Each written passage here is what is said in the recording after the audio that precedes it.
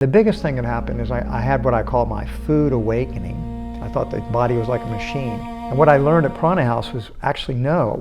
Our body consists of trillions and trillions of cells that compose us, and they don't need just fuel, they need nourishment.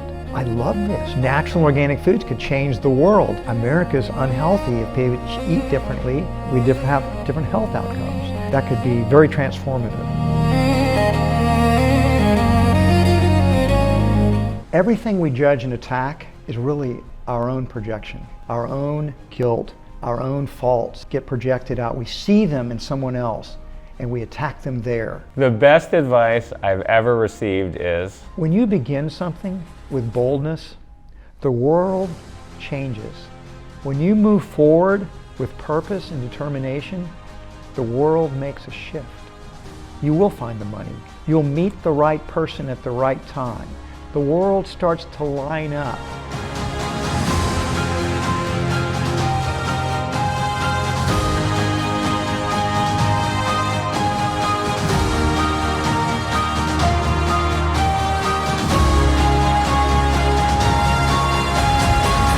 welcome to In Search of Excellence. My guest today is the co-founder and ex-CEO of Whole Foods, John Mackey. Whole Foods started with a single store in Austin, Texas, grew to 540 stores. Its annual sales exceed $22 billion.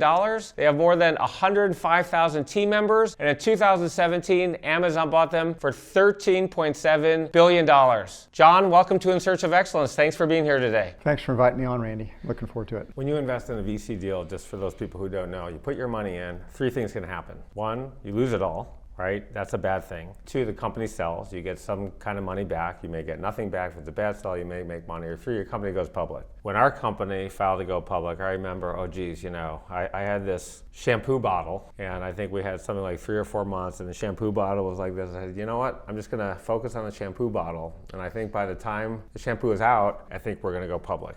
Right, you just gotta hopefully nothing happens. It's a liquidity event. Then you have a lockup. Did you go public before or after Sarbanes-Oxley? It was before. Right? The world's so different now. It is so different. But let's go to January 13th, 1992. You were 38 years old. Your company goes public. You raised $28 million at a $100 million valuation. What did you do that day? You know, I was ecstatic. I always say that was the second happiest day of my life. The joke is that at first I thought it was the happiest day, and I thought, you know what? I'm going to get in a lot of trouble with my wife if I say that was the happiest day of my life. So I say it's the second happiest day of my life. My wedding day was my happiest day, and that probably is really actually true. However, that was a very happy day. And the reason why is because all those family investors and angel investors, particularly, 1992 is 14 years after the initial investors put money at Safeway. That's a long time to wait for any kind of payout. And now we had delivered a huge return on that investment. Many X. Way more than 100X for those original investors. And so in some ways, it was such a sense of relief. Wow, I've delivered. We've done what I told them we could do. And now they want to keep their money in and go with us and compound it some more. Great. But I fulfilled my obligations, I feel like, to them. So that was a sense of relief and a sense of ecstasy. Also, it was like I did my own calculations, and it was like, shoot, I'm worth $7 million. Incredible. It was only not that long ago I was just dirt poor in Safeway and living on the 3rd floor, and Renee and I were taking $200 a month out as salaries. It was a very, very happy time. It was a very happy day. I felt also just relieved. And it's kind of a combination of ecstasy and relief. Our company filed to go public about a year after we started. It's some kind of record, and then maybe 3 months. That is a record, wow. It's one and done. We had $3.2 million in revenue. I was just leaving the company. I remember sitting in our stockbroker's office just watching the stock pop. You know, our company first day close was $14.4 billion on $3.2 million in revenue. And when the stock closed, my wife said to me at the time, "Oh, does this mean we have this much money?" And I said, "Yeah, it means that we have this much money." And her famous line is on paper wealth. And you know, her famous line was, "Oh my God, we had to give some of it back." I said to her, "What are you, fucking nuts?" Well, you are going to get some of it back. The government's going to take a big chunk. Yeah. I hope you're enjoying this video so far, but before we jump back in, I want to know if you've ever thought about what you need to do to reach the next level of success in your life. Over the last 25 years, I've been an advisor to more than 50 companies. I've invested nearly 100, including Google, Lyft, and Seagate, and I also co-founded a company that today is worth more than $15 billion. I've been incredibly blessed in my journey, and at this stage in my life, I want to give back. I want to share the lessons I've learned so you can reach incredible success way faster than I did. In my own journey, I've learned that having the right mentor is a massive advantage to achieving our goals. I'm hugely passionate about mentoring others, and I'm looking for a few hungry entrepreneurs who are excited to take action on their journey to incredible future success. So if that's you, I've got an opportunity. In the description of this video, there's a link where you can apply to work with me. All you need to do is answer a few simple questions, and if you're a good fit, my team will reach out so we can build a game plan together. All right, now let's get back to the video. Okay, well, let's fast forward. 9/11 happens. There are 4 founders of our company. One of our founders was killed that day. First person killed was on the flight coming to Los Angeles. Was decapitated. He was a You're talking about one of the 9/11. Yeah, and one of your friends was on one of the planes. One of our partners. He was the Wow. first one killed that day, right? Wow. Danny Loon was his name. Israeli trained military, thick stock, had a hijacker in a headlock. Didn't see one behind him and decapitated him. And we know this because found his body when it crashed. the stewardess called it in from the bathroom and said the passenger in 7A, the phone worked. And that was one of your partners? Yeah, that was and one of the 4 he's partners. ex-military? Yeah, badass, total Man, badass. wow. Thick and trained and was in a elite Well, he unit. He was a hero. Yeah. So you were walking around New York City that day, and you had a life-changing event. Tell us what happened and about your sabbatical. Well, what happened to us that day was we were in New York going downtown near the Twin Towers. You weren't going in the Twin Towers that day, although I'd been in the Twin Towers for various financial meetings many times. We were going down to the bond rating agencies, Moody's and S&P 500, because we had some bonds, and every couple of years they want you to come in and talk about your business so they can see if they want to change the rating on the bond. It's something that's important to do. So we're driving there, and we have a driver. When that first plane hit the first tower, we were far enough away where we didn't hear it, but they had the radio on, and then there was an interruption to the radio, and somebody says it's a news flash. A plane has just crashed into one of the Twin Towers, and we thought that's very disturbing. How could that happen? But our driver was much older than us, and the driver says, I remember when I was younger, and soon after World War II, a plane ran into the Empire State Building. And I said, really? A plane ran into the Empire State Building? I guess this stuff happens from time to time. So that kind of calmed us down a little bit. But then we're still heading downtown, and we're getting close now when that second jet hits. And we're close enough where we heard the explosion, and the car stopped, and all this debris was raining down on the car. All these people were pouring out of the offices, pointing up. So I got out of the car, and I could see clearly both towers aflame. They were both burning. And it was like, it's a terrorist attack. What else could it be? It cannot be a coincidence that 2 planes hit both Twin Towers. And then my mind just said, I got back and I said, there's no way we're going to be having a meeting with the S&P bond rating agency today. And I thought, what's going to happen? Okay, first thing they're going to do, they're going to shut down all the airports. They don't know if it's going to be somewhere else. And then they're going to shut down Manhattan. They might shut down Manhattan first. We got to get the hell out of this island, or we might be trapped here for who knows how long. And who knows what else is going to happen in New York. We got to get out of here. So I said, drive us to the train station. We'll get a train out of here. So we went to the train station, and we caught, which might have been the last train out of New York, because then they shut down the trains. But that one we got as far as Philadelphia, and then they stopped the train. And so it's like, okay, still want to get home. So then we rented a car to drive to Austin. And but I know on that train, nobody knew what had happened. And I said, you guys know both Twin Towers have had airplanes that have crashed into the towers, the World Trade Centers. And they said, that's ridiculous. You're crazy. And then the train comes around, and I said, crazy? Look at that. And we could see the towers on fire. Once we got driving back home, and we're in shock. We're communicating with everybody, talking on the phones, but we're also driving back through. This life changed my life, because I thought to myself, I could have been in those towers today. I could have been one of those people trapped up on the 65th floor or whatever that jumps out of a building, because I'd rather fall to my death and be burned alive. And it was like, I want to do something besides just Whole Foods Market. It just made me really look at my life and examine it. It's like I'd worked so hard. This was 2001, so it'd been 23 years, and I'd pretty much just worked really hard for that 23 years. And it was like, I took a self-examination. I thought, you know what, I still want to do Whole Foods, but I have some other dreams. I want to make sure I pursue those dreams. And on the drive back, we're driving through the Appalachian Mountains. And I remembered, I had a flash on this thing that happened when I was a little boy on a vacation. And I saw this backpacker come out of the woods and asked my father what that was. I was about 8 years old, and he said, that's a backpacker. He's hiking the Appalachian Trail. And I didn't know what that was. And he said, well, that's a footpath that goes all the way from Georgia to Maine. And I said, he's walking from Georgia to Maine? How can he do that, Daddy? And he said, that's why he has that big pack, son.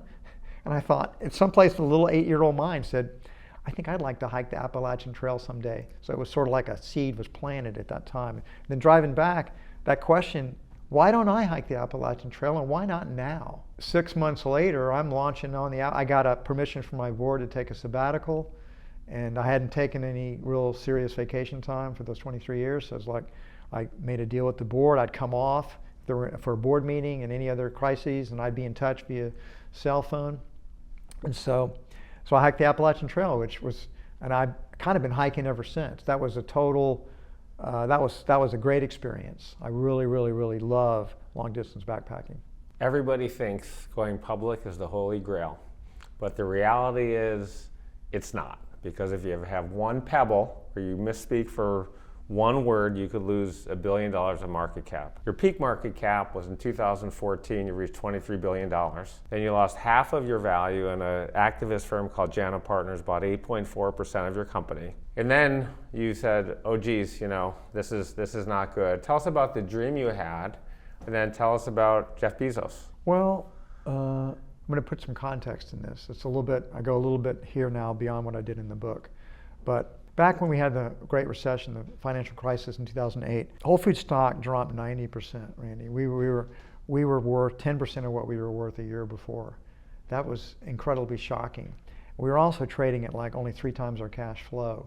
So we were very worried about a shareholder activist taking over the company. So we took in some private equity money. From Leonard Green. From Leonard Green. A lot of money. That we took in, we sold, we got 15% of the company at that time for $475 million. And we got voting control of that 15% for like, I think 18 months to 2 years. We still got a shareholder activist, Ron Burkle, but now he was blunted by the fact that Leonard Green had this big percentage share, and but then what happened after we started coming out of the recession, Whole Foods Market stock just went up and up and up and up. We went way past our previous market capitalization because after that recession, our same-store sales, our comps went into double digits and stayed there this was a great period of time. We just kept, our New York stores were doing really well, and all our stores were just coming together. It was kind of Whole Foods Markets. I mean, I remember when Fortune wrote a piece on Whole Foods at our peak in 2014. It's like Whole Foods taking over the world, because we seemed to be unstoppable juggernaut, and our same-store sales were so strong. What we should have been doing at that time, in retrospect, we should have been cutting our prices. This was the absolute perfect time to do it. And I think it was just greed is why we didn't do it. It was like, we didn't see the competitive front, which is Whole Foods Market's cap went above Kroger's. We were the most highly valued pure food retailer in the United States for 15 minutes. And I think that was just in the boardrooms around America. It's like, how can this, because Kroger had 8 times our sales, 8 to 10 times our sales, and we had a bigger market cap. And I'm sure that said, we're gonna get those guys. I think, and I think they began to compete much more strenuously with Whole Foods on prices, on our products. A lot of the things that we thought separated us from all the major supermarket competitors began to change, and they began to price much more aggressively. Meanwhile, I don't think Whole Foods was cutting their prices. I think Whole Foods have been raising their prices because we had gross margins that were expanding. When I asked into it, I was always told we were getting it through reduced shrink, less spoilage, and we were getting more buying power, so we're getting it on the buy side. And those were true, but they were also raising prices. And so my mistake was not checking what they I trusted them. Trusted the managers that told me that. I should have gone in and looked carefully myself, and I didn't do that. Probably because I was very happy to have that stock price going up too. I think if we had done that, we would have been less vulnerable to the supermarket competitors, which meant our stock price never would have gotten that high, but then it never would have fallen back either. We would have been a much smoother transition. And probably still be independent today. But we had shareholder activists come in, Jana Partners, and we met with them. They didn't want to work with us. They came in and showed this PowerPoint presentation, which I thought had a lot of inaccuracies in it. I asked them for a copy of the PowerPoint presentation because I wanted to give them some feedback on it. I said, no, you can't have it, but we're showing it to all your investors. And I said, well, why won't you let me have it? He says, we don't want to. He says, Mackey, we don't want to work with you. I'm going to tell you exactly what we're going to do. We're going to take over your board. We're going to take over the board. And after we take over the board, first thing we're going to do is fire you. And then we're going to tell all your executives they don't want to do exactly what we tell them to do. We're going to fire them too. And we're going to put this company up for sale, and we're going to sell it to the highest bidder. And there's not an effing thing you can do about it. And they walked out of our conference room. Right? So then so it's like, okay, well, we got our activists, we got a legal firm, we got investment bankers, we're all huddling together, and we start looking at our alternatives, and there are like 4 alternatives. One alternative, and the one that I'll always wonder if we should have taken it or not, was let's fight the bastards. We can beat them. Let's beat them. And all my competitive instincts wanted to do that. Second one's let's find a friendly partner, or friendly investor to take it over, like Warren Buffett. And the joke there is that we contact Warren, and he makes a joke about, well, I own Dairy Queen, and I'm famous. I'm a junk food eater. Whole Foods does not fit my personal brand. He has a great sense of humor. I actually just think he thought we were too highly valued, and Warren's always been a value investor. And then it was about maybe there's we talked to Albertsons. Albertsons was very interested in merging with Whole Foods. And I won't go into the details, but I hint at it in my book. I actually think there was a conspiracy. And I'm not going to get into that with you today. Maybe I'll do it a little bit off camera if you want to talk about it. But I think this whole thing was very well planned out. And there was a plan, because the third alternative was to take the company private. And there was a lot of pressure on to take the company private. I had Mike Milken courting me at that time, and one of those private equity investors that come in, Leonard Green, they were interested in taking it private. But the thing about taking a company private is you're basically selling it to the private equity firm, and they pay for it by leveraging your balance sheet. Right. And they put maybe $1 billion in, and they buy out the rest of the investors first with bridge money, and then they use the balance sheet of the company to fund it. And the result is that can be a big payday for the private equity firm if you can turn the company around. If you can't, it goes bankrupt. And the company goes bankrupt. They've lost their $1 billion, which they don't want to lose, but the company's gone, or it gets carved up into pieces and sold off. So it's a huge risk to do that. I didn't want to do that. I mean, I had stopped taking compensation. I wasn't really bribable. So, and then it was like, well, what are we going to do? And I kept asking that question. I asked this question: what's the win-win-win scenario for all the stakeholders? What's the best thing for our customers, the best thing for our team members, the best thing for the investors, the best thing for our suppliers? I kept asking that question day after day, and one day when I woke up in the morning, the answer just popped into my brain. The answer could be Amazon. I had met Jeff at a conference the year before. We kind of hit it off. We talked about scuba diving. He was very interested in Whole Foods. Talked about science fiction and fantasy. He's an entrepreneur. Entrepreneurs can, they have a lot of similar energies and dreams and things like that. So I really liked him. And of course, he's actually one of my heroes, so I admired Amazon. I just think it's an amazing company. So we contacted Amazon, and they were very interested. And I flew there with 3 of my executives. We met with Jeff. It's kind of hush-hush, because they wouldn't tell us where the meeting place was until we got off the plane. And then we go to the meeting place, and then we're all searched for weapons, I guess. And our car is searched. And they go underneath the car to make sure there's no bomb or anything on the bottom of the car. And then we're ushered into, it was at Jeff's boathouse, which is close to his house. And so that's where we meet. And we're meeting there, and I always say that when you fall in love, at some point, you have the conversation. And the conversation is where you have kind of the meeting of the minds, where you find out that this woman or this man is like, wow, you really connect. You connect at this soul level, this heart level. And that happened in our very first conversation with Amazon. These guys were super smart. They asked great questions. They were they'd already dug into Whole Foods. They wanted to understand our business model, wanted to understand how it worked. And I was so impressed. They weren't corporate types. These were good business people who thought, and they were super smart people, and particularly Jeff. And it's like, wow, these guys are fantastic. So I remember after the meeting, we talked for like 2.5 hours. Then after the meeting, we go to a restaurant to just kind of, my team of 3 other executives, to go process what happened. We said, God, those guys are really smart. It's really, because we talked about all the things we could do together. The synergies were huge when we talked about what we could do together. And then we were sitting around, and it was like kind of all kind of a little dazed. And I remember asking the question. I said, hey, do you think they liked us too? You know, it's like having a fabulous date, and you go and you leave, and it's like, wow, I really like her. I wonder if she likes me. I wonder if we'll get a second date.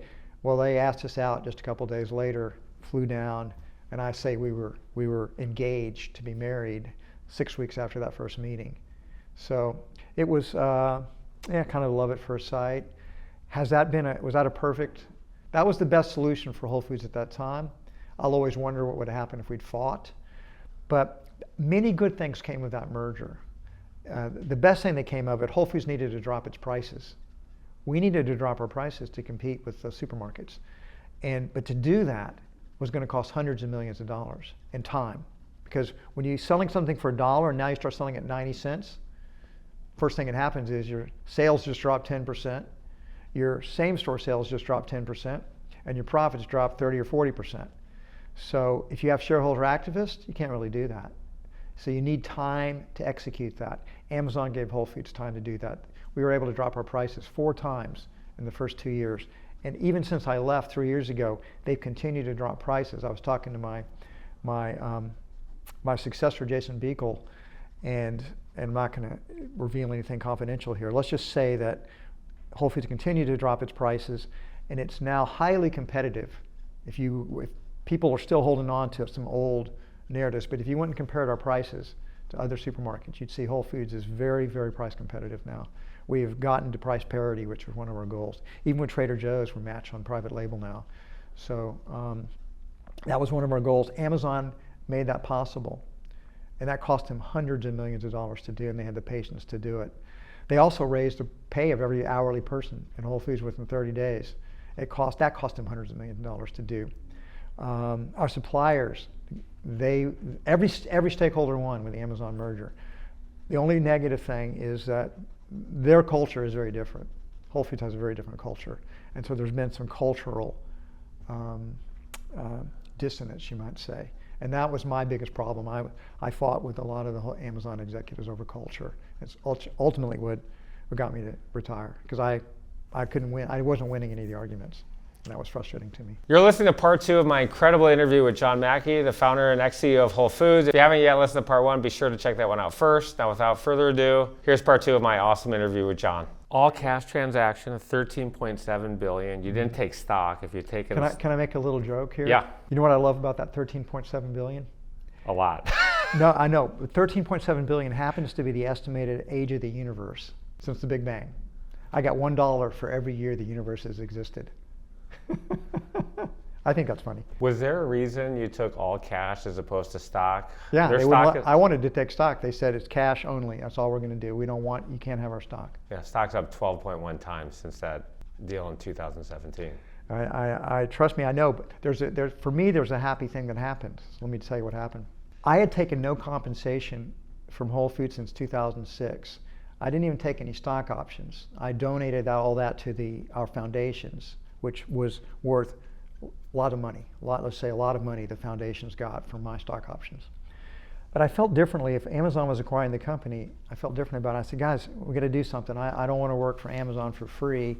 However, I don't want to take a salary because I've gone out all publicly and said I don't take salary any longer, so I got to stay the salary. And they said, well, how about if we give you an RSU package?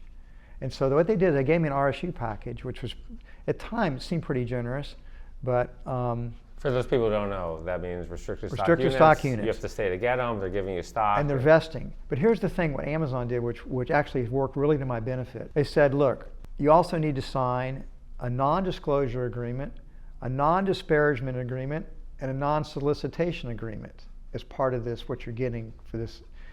And your RSUs do not even start to vest until you retire. And then they start to vest. So basically, I worked for them for 5 more years. I signed a 5-year contract, and I left when the contract ended. So my RSUs were getting more valuable, but they weren't even vesting. And now they started to vest, and I think I've sold off what didn't turn out to be a lot of money initially when those RSUs become incredibly valuable to me. It's amazing how much money that's worth now, because as you said, the Amazon stock has gone up so much since the merger. So what was not that much is now quite a bit. Right. I mean, their market cap at the time of the deal was $240 billion. I think, are you sure? I mean, everything you've said has been pretty much right on the money. You sure about that one? I'm sure. Okay. Yeah. Great. Well, that's been great for me. Yeah. Let's move on. We all make mistakes in our careers that we regret. And so you made social media posts under your personal name, and then essentially you were going through the Wild Oats merger. You had bought a competitor, Wild Oats. SEC was fighting to block it for anti-competitive reasons, and then this comes out. You had been posting privately as an individual, having nothing to do with Whole Foods, on a message board about Whole Foods stock, and at some point you even made a joke about your hair. Yeah, that turned out to be a huge scandal. Leading to the FTC trying to block, or FTC is the one that ratted me out to the SEC. Now the SEC is investigating me for potential. The goal was to get me indicted and then fired. The board would have to fire me. That was the end game here. These people were very vicious. And you're talking about the Securities and Exchange Commission had it out for you because they thought you were potentially manipulating the stock. Which is, they quickly discovered that I never revealed any inside information, and the media interpreted as that their narrative was completely illogical if you think about it. So I'm posting under this a screen name, like every other poster on Yahoo was doing then. Everybody posted under a screen name. Like my trail name is Strider when I'm out backpacking. That's my trail name. My screen name was Rahodeb, which was my wife's Deborah, so it was kind of like an anagram of her name. The media made it out that I was like, because I also posted occasionally, I defended Whole Foods and debated against some of our competitors like Wild Oats, for example. And so I made maybe a dozen sort of criticisms of Wild Oats as a competitor. And so the media interpreted that as that I was trying to drive the Wild Oats stock price down so I could buy it cheaper. Now, think about that for a moment. Some anonymous poster on a bulletin board named Rahodeb, nobody knew it was the CEO of Whole Foods Market. How can that person drive down any stock price? It's ridiculous. And furthermore, they neglected the fact that I stopped posting on the Yahoo bulletin board 6 months before we initiated any merger talks or acquisition talks with Wild Oats.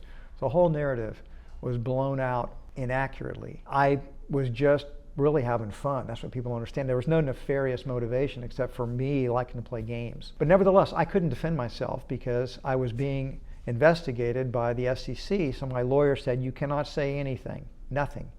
So I was not allowed to defend myself at all.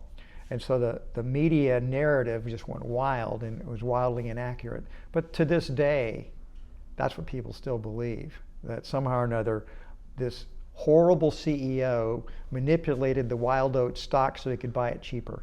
That's the narrative that's out there. So yeah, I regret ever posting, and I've never really posted on a bulletin board ever since then, to be honest. So at least under any other kind of name but my own. I don't think that's the narrative today, and I'm just saying that because you're here sitting in front of me. Times pass and people forget, or they never knew it in the first place. Let's go to what it takes to be successful. And one of the things that's made me very successful is something I called extreme preparation. It's my brand. Someone prepares 1 hour for a podcast. I think today I'm at 13 hours and 25 minutes as of today.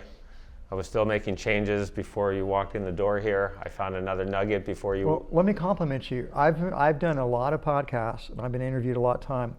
I don't think anybody knew my story that I've ever talked to as well as you have today. I would say that's extreme preparation. I've been very impressed. I mean, I haven't corrected you. You've made a few minor errors, but they were very minor compared to what I normally hear.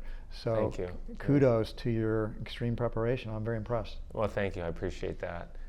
I think extreme preparation starts out a meeting and a podcast on a completely different level. As part of my executive coaching, you walk into any meeting, you hit somebody with a question or knowledge. It shows you've done your research. It makes people be respectful. Most of my guests, I mean, they're all extremely successful.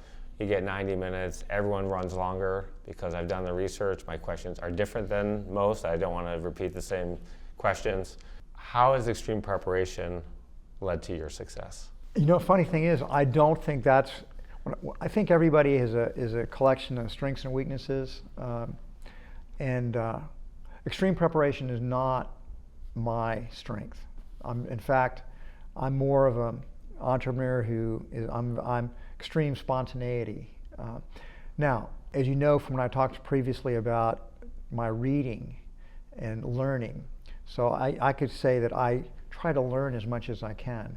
And that is a form of extreme preparation. But in general, I don't tend to over-prepare for things. I trust my own well of knowledge, my own experiences, my own learnings to see me through in most situations. And I think very well on my feet, so I have a quick mind. And so I kind of I prefer that. Now, if I was doing your job, I wouldn't do extreme preparation, but I would prepare. But I generally just review, like even for this today, I didn't do extreme preparation, but I said, better find out a little bit about this Randy Kaplan guy, and so I read up on you a little bit, and I was quite impressed with what you've achieved and accomplished. Thank you. I'd say I do enough preparation so I can wing it. I like winging it.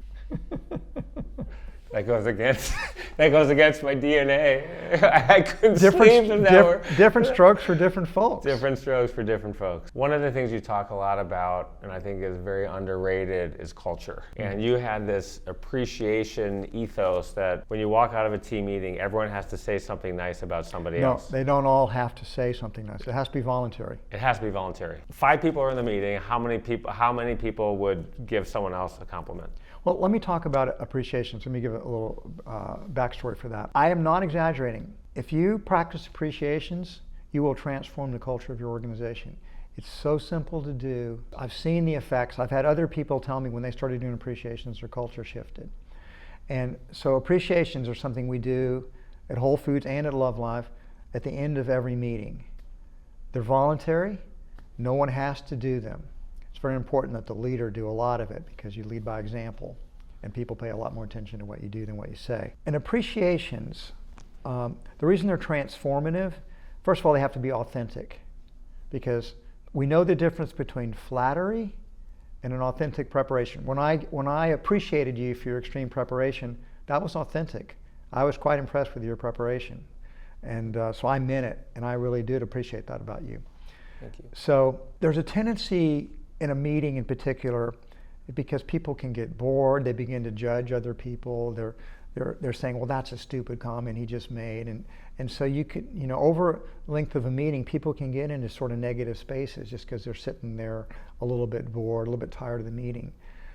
That if you go out of the meeting with that kind of consciousness, it can be destructive to culture and morale. But what happens when you do an authentic appreciation? An authentic appreciation is actually an act of love because it's coming from the heart. If it's authentic, if you just say it and it's not authentic, then it's just a form of flattery. It's not, and people sense the difference. People know when it's authentic. They at some level, we know when it's real and when it's bullshit. And so, let me give you an example of something that happened to me very recently. A guy that I go hiking with all the time, and he's a really good hiker. He's young. I'm not going to give his name, but I really thought he doesn't like me. I always get this kind of weird vibe from him. And I was about to do a hiking trip, and I was thinking about not inviting him because he's such a strong hiker and he's younger, and I really can't. He can't really hard keep up with him. And I told him in the email, because he knew I was going to go on this hike, and he said, I really want to come on that hike. And I said, well, I got to tell you that I just think you're too good of a hiker. I didn't want to invite you because I always feel like we're slowing you down, and that you're just kind of bored. And he said, well, a slower hike's better than no hike. I really want to come. And then a few days later, I got an unsolicited text from him that did this massive appreciation of me. He just said, I just want you to know how much I admire you, how much I love you. Don't ever doubt it. You're one of the most important people in my life. You've changed my life. So he just did an incredible appreciation for me. And I've been thinking this guy didn't even like me. That's what appreciations do. It causes you to rethink someone. You see them in a different way now. If it's an authentic appreciation, it's like, I have misinterpreted that person. I've misjudged that person. I will never think about my friend the same way as I thought about before that appreciation, because I know it's from his heart. I know he loves me, and I'll never doubt it ever again. And when you do that with your team, I'll tell you one other story. When I was leaving Whole Foods Market, one of these regional vice presidents, who again, he'd been standoffish, I really thought he didn't like me, and just, I'd never been able to connect with the guy. It was the last time I saw him, and he came up and he was really nervous and shaky, and he presented me with this thing he'd made for me. And it was just this beautiful artwork that told basically how much he loves me and how important, what a difference I'd made in his life. And it was his way to thank me and appreciate me for what he'd done at Whole Foods. Here was a guy that I didn't even think liked me. And it was like, his name was Mark. And I said, Mark, I'm so blown away. I kind of wish I'd known you'd felt this way about me for a long time, for a longer period of time, because now I'm leaving and we could have had such a closer relationship. And he said, I was too scared to tell you, but you were leaving, so this was the time to do it. Appreciations are transformative events. They transform relationships. They transform team morale. They're incredibly powerful. And the last story I'll tell you is that we did them everywhere at Whole Foods. The last place I could get was the board of directors. It took me 10 years. The board just said, this doesn't seem professional and blah, blah, blah, blah. Finally got the board to start doing appreciations. I just started doing them in the meetings, and then the rest of the board caught on. After we started doing appreciations, no one ever resigned from our board of directors. They loved it so much. They had such a connection with the other directors because they were appreciating each other. Appreciations are so organizationally powerful that every company should do it. You should try it. It's incredible. I'm going to put it in a different context. I took a personal sabbatical a month ago. The Hoffman Institute, which is where people go to get I know about the Hoffman Institute. Mentally healthy. I've been through a lot of very things. Transformative organization. Very transformative. It was amazing. And one of the things they teach you is to appreciate yourself. Even when things go bad and you've done bad things, and people were there for all different reasons. The youngest person there is a 25-year-old river rafting guide, and then we had famous CEOs there, just all over the spectrum. And it really was transformative for me to say, okay, I appreciate myself. And then I have a daily journal that my teacher gave me, Danny Kim, who was amazing, great coach, still work with him today. And it says in the morning, one thing I appreciate is X. And then two things I appreciate about my life are X, and one thing I appreciate about myself today is Y. And it really is a mind shift, because we all have busy lives. We've all been through trauma. We all have challenges, and it really is. It's great to appreciate people at work, but it's also critical to appreciate yourself. Yeah, totally agree. I think there's three, now that you've gotten on this track, and this is probably bringing it close to this, there's three transformative things that you can do in your own life that will transform your life. You just name one of them, appreciations. So appreciate others, appreciate yourself. The other two are just as powerful. Gratitude. I practice gratitudes every day, and that is transformative. If you practice gratitudes, they're expansive, and as you're grateful, as you practice that, you're great, and it's just amazing what gratitudes will do if you practice them on a regular basis. And the third, and the most powerful of all, even more powerful than appreciation and gratitude, forgiveness. If you practice forgiveness, forgive everyone. Anytime you're tempted to judge somebody and attack them, forgive them. Practice forgiveness. And as you forgive others, you will find you too are forgiven. It is incredibly powerful. And people have a lot of trouble forgiving because we like the ego satisfaction of judging and being angry at people, but it's a trap. Forgiveness is the most powerful thing we can do to transform our lives. Forgiveness opens up love as much or more than gratitude and appreciation. Those three things together, dynamite. Again, number one, forgiveness will take a weight off your shoulder. It could be an 800-pound gorilla that just eats at you for years and years and years. And it's poison. It's poison. Get it out of your soul. It's cancer. It's cancer. At Hoffman, what they also teach you, talking about the individual, is to forgive yourself, right? Which is very hard to do, right? We beat ourselves up over all these things that we've done over our life. It could be family, and we all want to do well. We all want to do great things to our family, our life, our coworkers, our friends, but we all make mistakes. At the end of the day, to be mentally healthy, you do have to forgive yourself. You do. Well, let me throw a big idea out there for you to chew over later. Everything we judge and attack in the so-called outside world is really our own projection. Our own guilt, our own faults get projected out. We see them in someone else and we attack them there. And as we forgive in that external world, we discover that we are too forgiven. You can say you're forgiven, but as you forgive it in the external world, you begin to experience it within your internal world. That's why it's so powerful to forgive. Yes, we need to forgive ourselves, but if we forgive ourselves and we continue to attack, it's still projecting out there. In other words, we're seeing our own things that we feel guilty about and we dislike about ourselves. We see it in the external world where we attack it. We generally judge things that are also part of who we are. So that's why it's so powerful to practice forgiveness with others, because we are projecting it out into the. It's like our own. As we begin to see others as forgiven, as we practice forgiveness, we experience love, and we begin to see it and experience in the outside world. The world is largely our projection that we're making of it. We think it's external to us, but it's really our projection. It's our dream.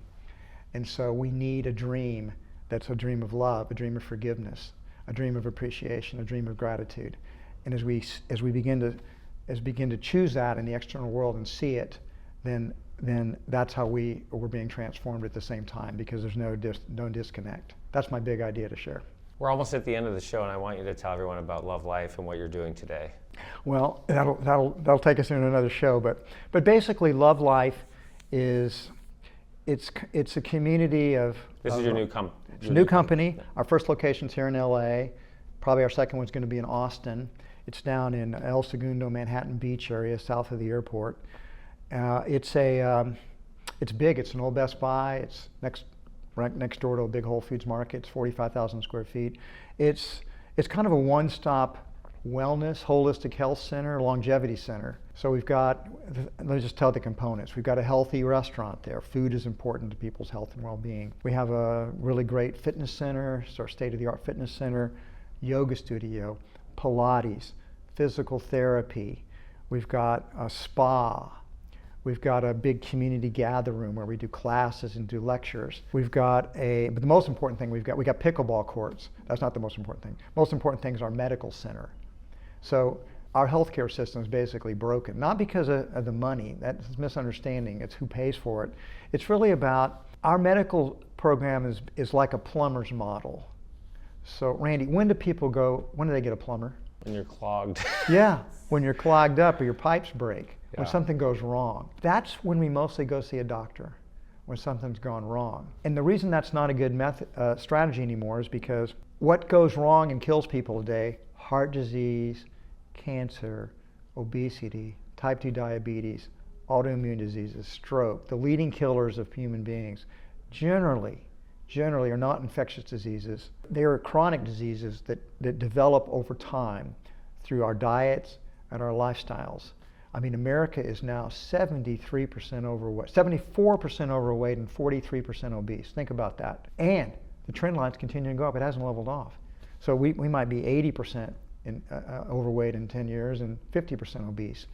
We are literally eating ourselves to death, and people don't even know it, but we have this technology. We have technologies now that can give these detailed assessments so you can find out where you are on your health continuum. Most people are too scared to find out, but once you find out, you can begin to make different choices. And Love Life's about creating a community of people that are dedicated to becoming the healthiest version of themselves, physically, emotionally, and spiritually. All those are very, very important. First, you start with a deep assessment, find out your baseline. Then we can create a strategy for you to begin to make changes to be as healthy as possible. Then you can track it. We can have these amazing wearables. I also think, I always say that I stopped drinking alcohol now 4 years ago because of my Apple Watch. Because I have an auto sleep on my Apple Watch that tracks my sleep. And I discovered that anytime I drank any alcohol at all, my deep sleep went to 0. My overall sleep dropped an hour on the night, and my pulse rate would be about 8 points higher. I like drinking alcohol, so this was an unwelcome discovery. But I did it over and over and over again until it was like, John, would you rather have alcohol or would you rather sleep well? And I haven't had a drink since, because I'd rather sleep well. I'd rather feel good the next day. I have no more throwaway days. Every day is a great day because I feel good every day. As you become more conscious, you make different choices. And Love Life's about helping people to be more conscious so they'll make better choices and be healthier, feel more vital, live longer, have more happiness. I always conclude my show with a game I call Fill in the Blank to Excellence. You ready to play? Ready? Yeah. The biggest lesson I've learned in my life is? To love everyone. My greatest personal goal is? To love everyone. My number one professional goal is? The same. My biggest regret is? Taking so long to discover that. My biggest fear is? My biggest fear is that I will somehow or another fail. The craziest thing that's happened in my career is? I became so successful. The funniest thing that's happened in my career is? I didn't do extreme preparation. The best advice I've ever received is? Follow my heart. 10 years from now, I'm going to be doing? I don't know. It'll be an adventure. If you could pick one trait that made you successful, it was? Perseverance. If you could pick one trait that would make somebody successful, it would be? Perseverance. The one thing I've dreamed about doing for a long time but haven't is? There's nothing. If I can invent one thing today, it would be? A way to create world peace. If you could go back in time and give your 21-year-old self one piece of advice, it would be? I wouldn't. My life's worked out wonderfully well. I had to learn all the lessons I've learned to be who I am today. I wouldn't want to take away that gift to my 21-year-old self. If you could meet one person in the world today who is alive, it would be? John Mackey. If you were the President of the United States today, the first thing you would do is? The first thing I would do if I was President of the United States is, I guess I'm not answering this, that's as quick as I would. I would cut the federal deficit. If you were on your deathbed and had 60 seconds to live, what would you want to tell the world? I love you. I was going to ask, what would you tell your wife? And I assume it would be the same answer. The one question you wish I'd asked you but didn't is? Nothing comes to mind. You asked a lot of good questions. So grateful for you to be on my show. Been a big fan of Whole Foods my whole life. Customer of Whole Foods today. My family loves it. I love it. Congratulations on all your success, and thank you for sharing your story today. Very inspiring, very motivating. Randy, thank you for what you're doing. I'm sure that your podcast is inspiring thousands and thousands and thousands of people to be more successful in business and happier in life. You're doing a great gift, and I really appreciate that. You don't have to do what you're doing, and it's really beautiful what you're doing. Thank you. Thank you. It means a lot to me. Thank you. Appreciate you. Appreciate you too.